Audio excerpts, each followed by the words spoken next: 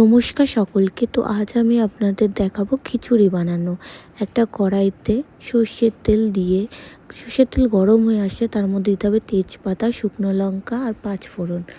তারপর দিতে হবে আদা আর কাঁচা লঙ্কা বাটা, দিয়ে ভালো করে কষিয়ে পরিমাণ মতো জল দিয়ে, তারপর হলুদ গুঁড়ো, পরিমাণ মতো লবণ,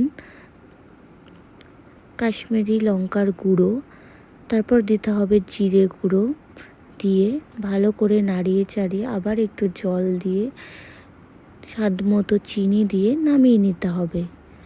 তারপরে অন্য একটা পাত্রে তেল দিতে হবে। তেলটা গরম হয়ে আসলে পরিমাণ মতো জল দিতে হবে। জলটা ফুটে আসলে তার মধ্যে দিতে হবে আতপ চাল। আতপ চালটা দেওয়ার পরে যে একটু ফুটে আসবে তার মধ্যে দিতে হবে পরিমাণ মতো ডাল দেওয়ার পরে দিতে হবে লবণ এবং ওই করে রাখা মশলাটা দিয়ে দিতে হবে। তারপর ভালো করে নাড়িয়ে চাড়িয়ে গরম মশলা দিয়ে নামিয়ে নিতে হবে।